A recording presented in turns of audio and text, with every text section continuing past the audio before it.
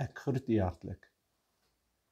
Tussen die ellelange geslagsregisters van 1 en 2 kronieke is daar so 'n stukkie lafenis vir elke siel, wat ek raak lees in 1 Kronieke 4 van vers 10.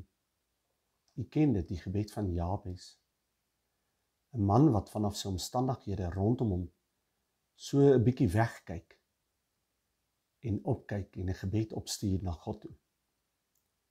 Dis 'n gebed van eenvoud. So bid hy: seën my Here, vermeerder my grondgebied. In ander woorde, laat die dinge van die Here vermeerder in my lewe. Vermeerder dit wat nodig is deur u krag in my lewe. Dat dit verbreed. En daai mooi gedeelte, lê u hand op my. U hand wat ons lei en ons vashou en ons toemaak in hierdie lewe. So bid hy terwyl hy opkyk.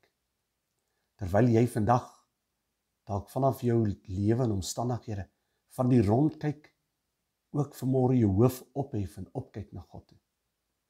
Bid ek saam met jou hierdie gebed: seën hulle Here, vermeerder hulle grondgebied en gee dat niks by hulle kom nie. En laat u hand, u goddelike hand, vermoere oor elkeen wees. Bid ek in die naam van die Here. Die Here seën u.